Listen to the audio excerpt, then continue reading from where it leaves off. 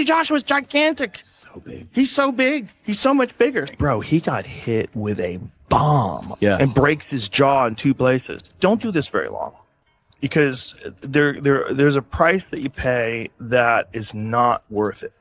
Look, is there any point in pretending anymore? Jake Paul got absolutely demolished. And honestly, whatever was left of his boxing credibility just got buried, like completely wiped out. We have to talk straight about what that beating actually represented, because this wasn't just some regular defeat we witnessed. One moment changes everything. One punch to completely ruin your life. Jake Paul basically called it quits. The only way boxing ever forces that kind of honesty. And here's exactly what I'm getting at. He went out by absorbing the type of punishment that literally settles every argument for you, whether you're ready for that reality or not. We're looking at December 19th, 2025 at the Kaseya Center in Miami, streamed live on Netflix for millions to see everything unfold. This got sold as legitimate heavyweight competition with legitimate professional standards and legitimate actual damage that you can't just spin away or turn into more content afterward. And here's what makes that difference so important, because the moment Anthony Joshua put him on the canvas over and over during that beatdown and shattered his jaw in 2 separate places, stepping away immediately stopped being some theoretical discussion that content creators argue about in comment threads. It became the only sensible conclusion, the only direction forward that makes any medical or career sense at all. So in the end, the big win for him would be that he was even willing to do it, and that he could do well for a little bit. Yeah, and then eventually just deal with the fact that... And here's the breakdown of exactly what went down in there, because these specifics are absolutely essential for grasping why this feels so permanent. Anthony Joshua dropped him 4 distinct times, 2 knockdowns in the 5th round, bam, then 2 more in the 6th before the official finally called it off. Now that pattern is hugely significant, and here's the reason. This wasn't some surprise knockdown where you catch a random shot and analysts can claim, well, he just got blindsided. This wasn't some accident you can brush off with excuses about timing or footwork. Nah, this was continuous, systematic destruction under fire. This was watching someone get taken apart methodically in phases, step by step, until the referee had 0 options left except stopping it for basic safety. And you have to grasp something vital here. Stepping away stops being comedy or speculation or something people debate on social platforms when you literally can't defend yourself anymore inside those ropes. Style that would align with a ring that size, a negative style, as we mentioned. It really comes down to the fan interest. Jake Paul is on a 2-fight stretch coming into this one, which really put his reputation on the line. Then we hit the damage that shifted everything permanently. The instant where this stut's being about ego or statistics or potential comeback stories. We're looking at a confirmed double jaw fracture broken on both sides of his face. Consider what that actually means. Immediate ambulance to emergency care, 0 post-fight interviews, because he physically couldn't talk, like his mouth wouldn't work correctly enough to make sounds. Surgery came almost right away, followed by the liquid nutrition that went on for weeks, followed by the metal holding his jaw in place while everything tried to mend. And once you reach that point in the timeline, stepping away isn't emotional anymore. It's not about hurt feelings or what people are posting online. It becomes surgical. It becomes something that medical professionals and specialists are deciding based on structural damage to your face, not something you can promote your way through or market your way around at next month. Don't do this very long, because there's a price that you pay that is not worth it. It's not worth it. And that price is depression, deep depression, a severe brain imbalance that's going to lead you to addiction. So what was he pitching to everybody before that night? Dominance, swagger, the narrative that he earned his spot in there and could hang at that elite level, but once everything ended, he was marking off recovery days like a hospital patient. Getting his nutrition through straws because his jaw couldn't process real food, and facing the kind of truth that no amount of online marketing can repair. You can't promote your way out of bone damage. You can't influence your way out of fractures that need metal plates and screws. This is where stepping away stops being theoretical, where it stops being this vague concept people throw around. This is where it becomes the only practical choice remaining. Over 300 million people watching. In his boxing career. How old is Jake Paul? He'll be 29 and look at that. So he's 28 years old. 29 next month.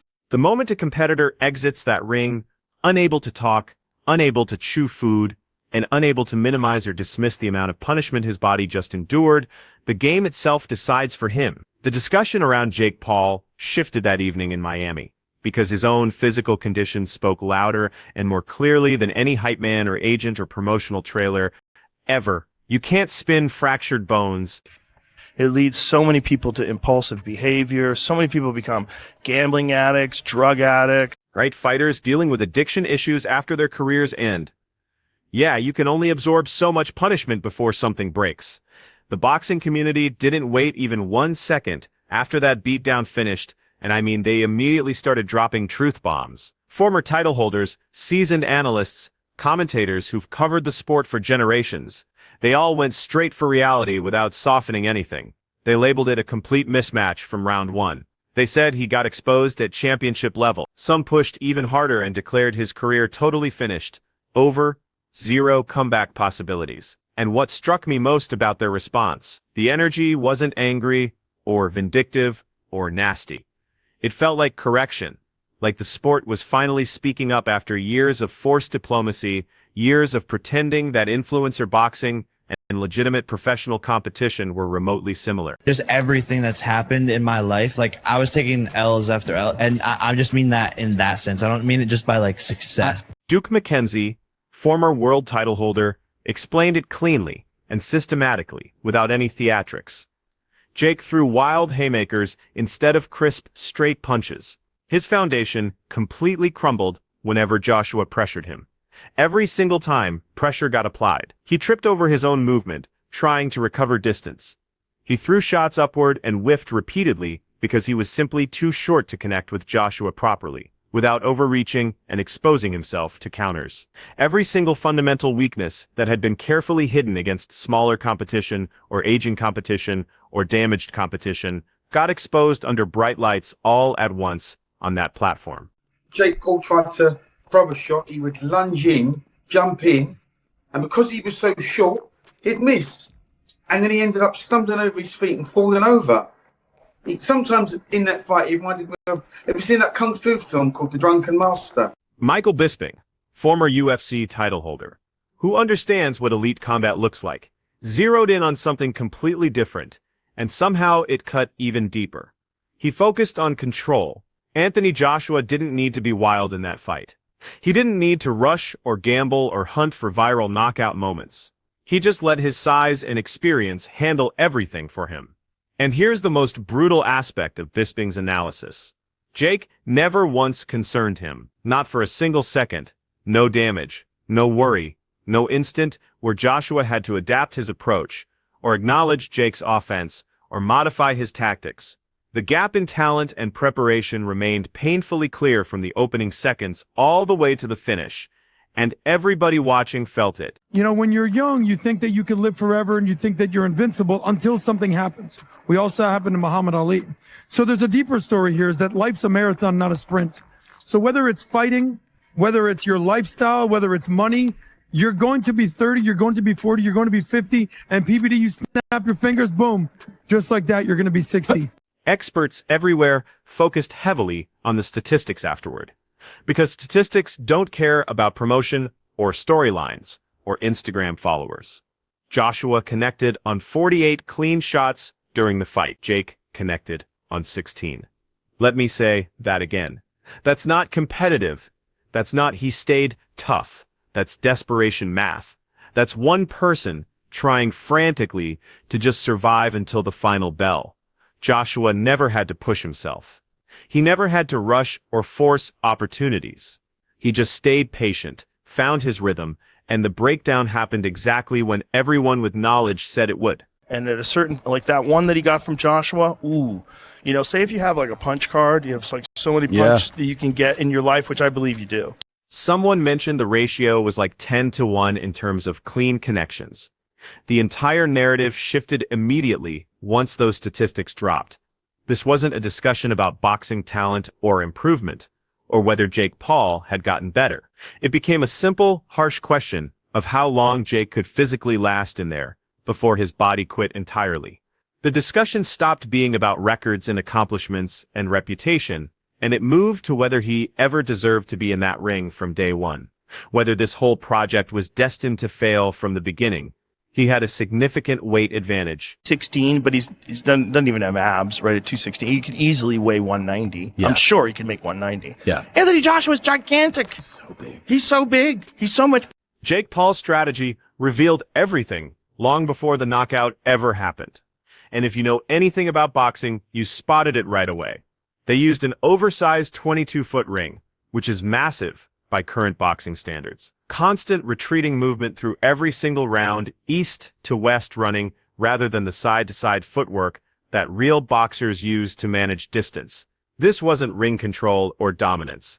This was escape with boxing gloves. Grabbing became his automatic response to any offense. Wrestling moves inside a boxing match, leaning on Joshua clutching, holding, collapsing toward the referee whenever he could. Experts didn't call it smart or tactical. They called it exactly what it was, panic. You grab when you're completely overwhelmed and stealing time, not when you're executing a winning strategy. If he wasn't famous from YouTube, people would respect his effort way more. The issue, and people noticed this right away, is that Jake started as a popular internet personality, and nobody in the real boxing community ever viewed him as a legitimate threat. There was no visible effort at any moment to actually control rounds on the judges' cards. No flowing combinations, no sustained attacks, no moments where he tried to dictate the action. Everything about his game plan pointed to one simple goal. Stay safe, extend the fight, make it look professional enough that people don't mock it. The visuals were absolutely painful to witness. A heavyweight title fight turned into defensive survival performance art. Commentators openly ridiculed what they were seeing live because it was impossible not to. This was someone running from embarrassment, not fighting for victory, and the opinion solidified fast throughout the entire community and never changed. This strategy confirmed what everybody knew beforehand. Jake understood he couldn't win. He was there to survive, earn his money, and leave with his brain intact, and eventually even that final goal collapsed. There's a clip of you on the ground after you say, wow. Can someone start posting content? Joe Rogan said what everybody else in the fighting world was dancing around, and he didn't try to sugarcoat it or make it gentle. He labeled the fight a devastating wake-up call, and told Jake Paul straight up to walk away. Not eventually, or maybe. Not after another big payday or another redemption fight. Right now, immediately, and Rogan wasn't speaking as some anonymous troll or critic with personal issues. He was speaking as someone who has observed fighters closely for decades. Someone who has witnessed what they sacrifice for punishment decades afterward, when the spotlight fades and the fortune disappears. They put your teeth back in when they pop out like that, or are they gone? Maybe not permanently. I honestly don't know. But his jaw stays wired closed for around 6 weeks minimum. Rogan specifically mentioned consuming only liquid protein, because your jaw is completely immobilized. And he emphasized this isn't just uncomfortable. He discussed long-term brain damage like it was a countdown timer, because in fighting sports, that's exactly what it is. Every concussion builds up over years. Every heavy blow you absorb takes something from your mind that never comes back. Not with recovery, not with therapy, not with anything. That single punch from Anthony Joshua wasn't just one score on a fight card that you forget about. Rogan explained it directly as equal to several concussions delivered in one devastating moment. One connection that burns through years of built-up resistance. Is that 96 million or whatever worth you having brain damage for the rest of your life? And this is the thing, that this is, to me, besides the Tyson Fury's brother, you're going up against a real fighter. This guy, if that boxer punches you in the face in the street, that's assault with a deadly weapon. He's a trained... The jaw injury became the proof that everybody needed to finally stop acting like this was acceptable or sustainable. Medical professionals and experts made it crystal clear this wasn't just facial damage you treat and ignore. When your jaw fractures on both sides, the power behind that strike doesn't politely stop at the surface. It travels deeper through your entire head. Brain injury doesn't reveal itself with breaking news the following morning. It appears years afterward as memory problems, mood disorders, severe depression, behavioral issues that seem completely unconnected. Rogan discussed openly and honestly about fighters spiraling into dependency after careers filled with shots exactly like that one, betting, substances, drinking, self-medicating for physical and psychological problems they don't even understand. He said no paycheck justifies that cost, and he absolutely meant it. In his lower jaw. Oh, your jaw. The research backs this up completely. Brain specialists and behavioral experts pushed even deeper with their breakdown after the fight. And honestly, watching them analyze it was disturbing. They studied Jake's last minutes in the ring second by second. The expression, the body language, the hesitation before engaging. They identified terror, complete exhaustion, and total helplessness. And they weren't discussing promotional fear or manufactured drama. They meant genuine danger recognition. The type where your body understands it's completely overmatched before your thinking mind processes it. They discussed how trapped he appeared, how his movement stopped being strategic and became purely reactive. That wasn't game planning anymore. That was pure survival instinct, and everyone witnessed it. But regardless of the analysis, It's not enough. It's not enough. Yeah. Because in so many of his fights, like the Nate Diaz fight, he gets tired in the later rounds. In the beginning, look, and through everything, the identical conclusion kept emerging again and again like a constant reminder. Money doesn't repair brain trauma. A broken jaw doesn't preserve your cognitive function 5 years down the road. A massive check doesn't rebuild brain cells or undo neurological damage. Rogan voiced the uncomfortable truth that people refuse to acknowledge. This is exactly how careers end tragically. When people ignore warning signs until reality makes the choice for them. Like, that's a killer. This is a weapon. So is it worth the money? I don't think any money is worth that. The brain, like, While professionals were discussing seriously about health and permanent consequences, social media went absolutely insane with reactions. The mood shifted instantly. Shock became celebration. Relief became merciless mockery. Viral content flooded every feed within seconds. Video clips got shared endlessly on repeat. People weren't just responding to a loss or a knockout, they were responding to years of hype and promotion. Finally meeting brutally with physics and truth. In less than 10 years, he's faced no genuine professional competition except Tommy Fury, who represented legitimate world-class boxing. Jake Paul, the fighter, disappeared into the background almost instantly after that beating. Jake Paul, the businessman, stepped into the spotlight, and that's what people began concentrating on. Marketer, entertainer, content machine, internet personality who boxes occasionally. Experts said he markets entertainment better than he demonstrates real ability. And honestly, that could have worked if he just owned it and embraced that identity. What made it insufferable for people was acting like the entertainment was identical to winning or credibility. The puncher's chance theory that his supporters kept pushing got completely demolished publicly by anyone with knowledge. Comments called it complete delusion. You don't get lucky breaks against an Olympic-caliber heavyweight champion who sees exactly what's coming and knows how to counter it. That thinking works in amateur fights and street legends, not in professional competition with real stakes. When you're dealing with someone like Anthony Joshua, size, experience, and skill eliminate miracle stories instantly. As retirement speculation exploded across social platforms and sports media, Jake's own messaging made everything worse. One day, he was laughing about fighting again within weeks. The next day, he was sharing updates from medical procedures, liquid meals, stiffness, agony, metal jaw, inflammation. The contradiction was obvious and impossible to miss. You can't sell invincibility while simultaneously documenting recovery time and sharing surgical photos. Experts began forecasting what everyone with common sense already knew. This isn't a brief timeout, this is an extended break at minimum, and a silent retirement at maximum. The injury alone requires significant time. The absence of realistic opponents who make financial sense requires even longer. There's no obvious route back to respectability. After a defeat like this, combined with that amount of documented physical damage, behind closed doors, the conversation gets even harsher. And this is the aspect people don't witness. Corporate sponsors start evaluating risk rather than platforms start considering liability rather than engagement. Networks start examining medical records and legal responsibility rather than pay-per-view numbers. The entertainment stops when the product starts appearing fragile and unreliable in dangerous ways. When insurance providers start investigating, when the expense of another fight starts exceeding the revenue, that's when retirements happen quietly, without press releases, just a gradual disappearance into different ventures.